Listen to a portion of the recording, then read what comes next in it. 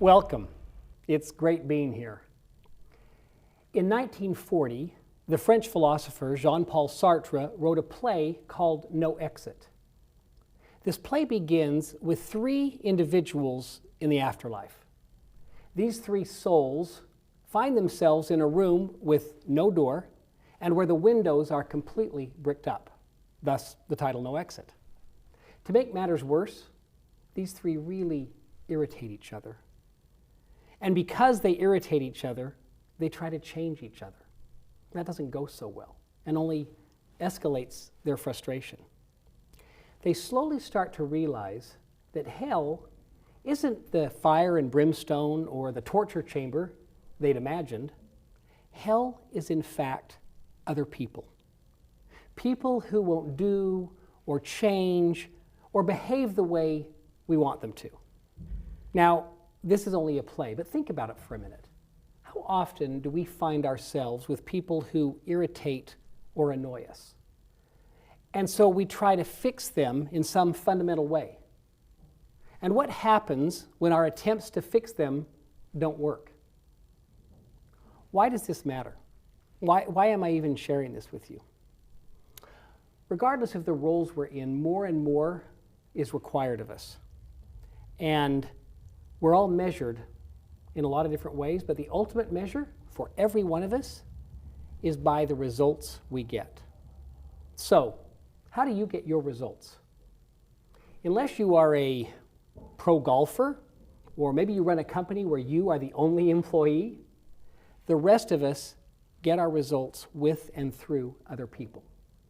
So, we're measured by our results, we get our results with and through other people, and other people are really difficult to change or even influence.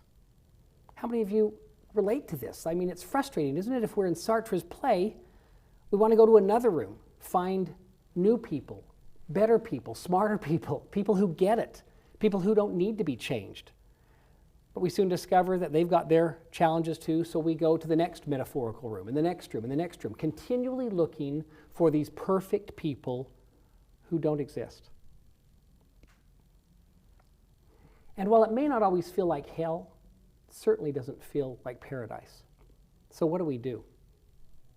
The late Dr. Stephen R. Covey, best-selling author of The 7 Habits of Highly Effective People, and a man I had the great privilege of working directly with for many years, said everything starts with the individual because all meaningful change comes from the inside out.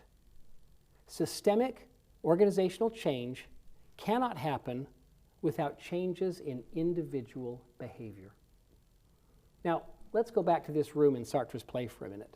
No door, windows completely bricked up. One other important detail in this room. In this room, there are no mirrors. So even if they wanted to, these people who are so busy trying to change and fix each other, they don't have the opportunity to look in the mirror and say, what do I need to do differently? What do I need to change? Where can I get better? So that's what I'd like to talk about for a couple of minutes. Taking a look in the mirror and starting with ourselves. For the past 30 years, I've observed and coached leaders and others at various levels in organizations. And from the literally hundreds of principles and tools and paradigms contained in FranklinCovey's world-class solutions, I've identified those specific practices that I've seen over and over again become the real catalysts for influencing and sometimes changing others. And we do that by starting with ourselves.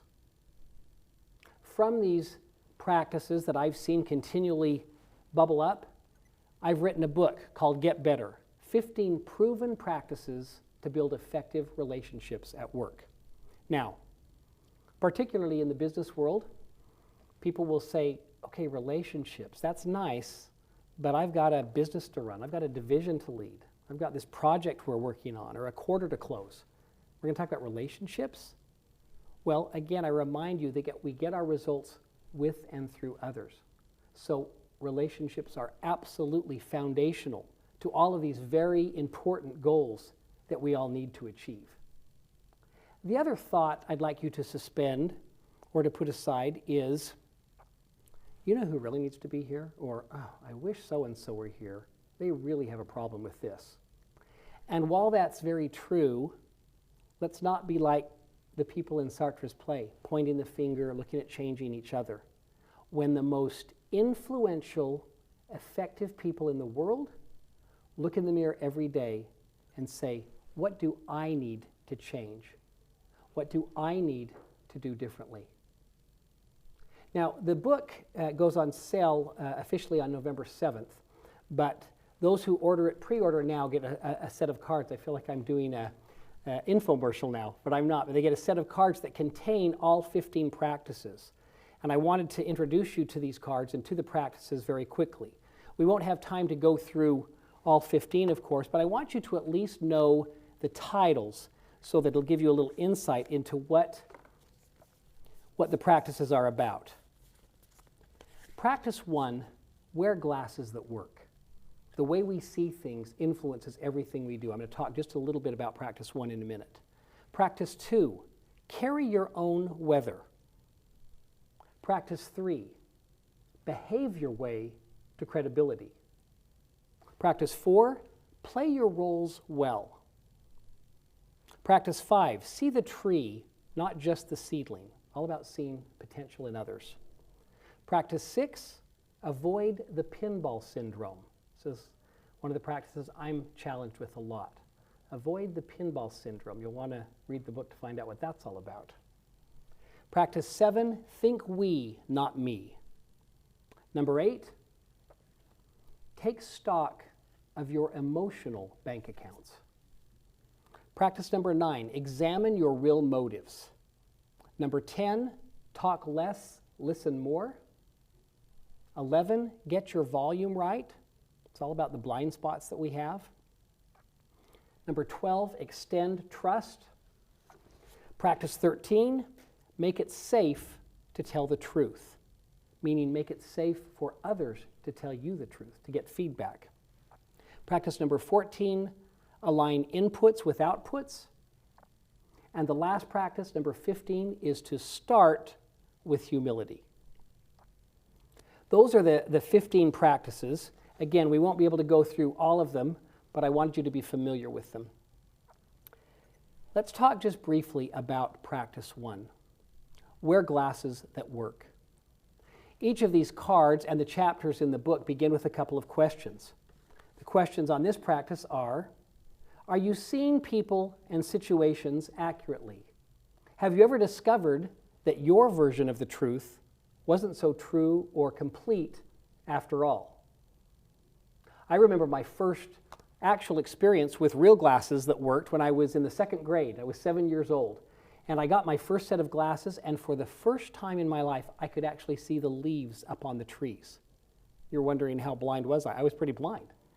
But previous to that, I saw this green blob or mass up on the trees, and here's the thing. I thought that's what everybody saw when they looked up at the trees. So that was my version of the truth.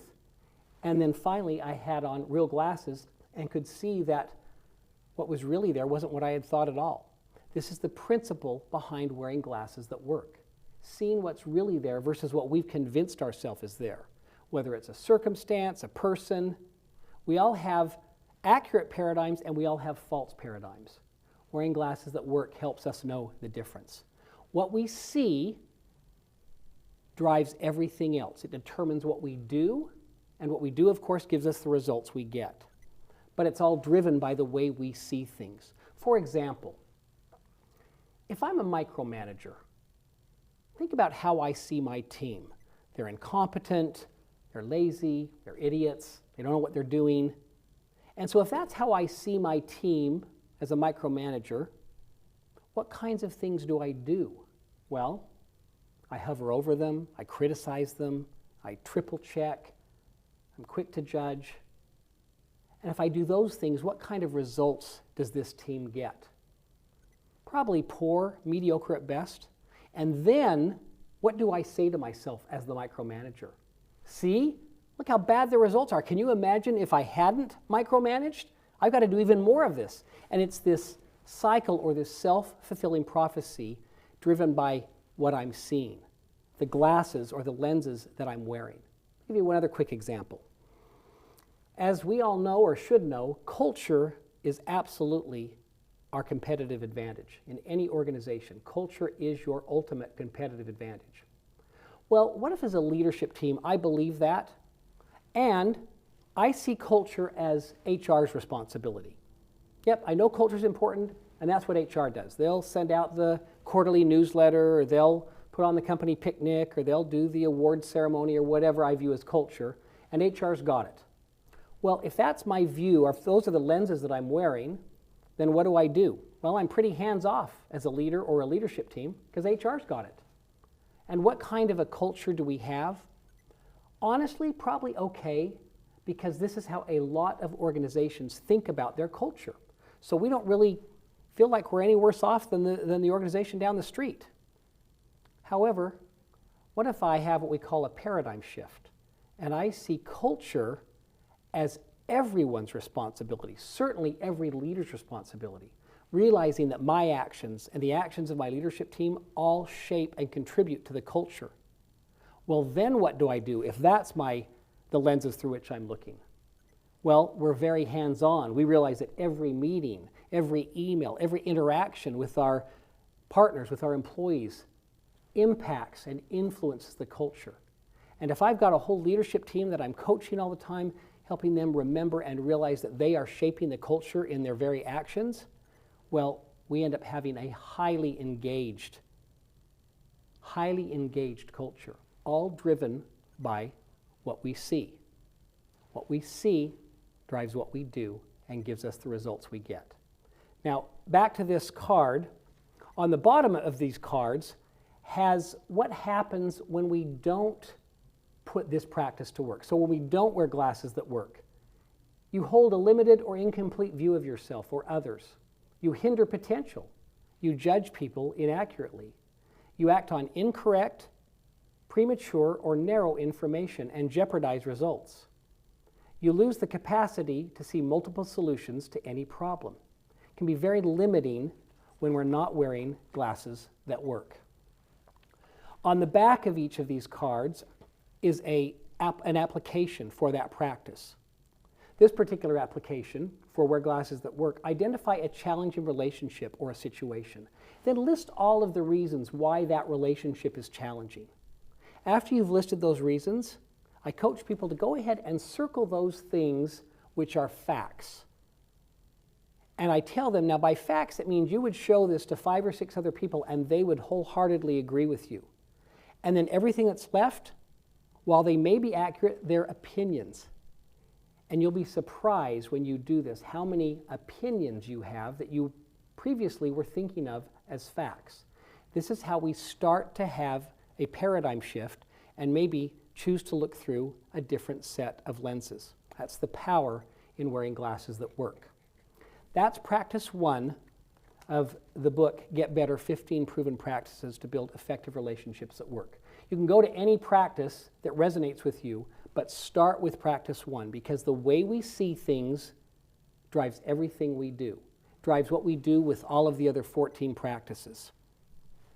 It's all about looking in the mirror. We can continue to spend our time pointing the finger, but all meaningful change comes from the inside out. So we start with ourselves, and as Gandhi put it best, we be the change that we seek in others. Thank you so much for your time.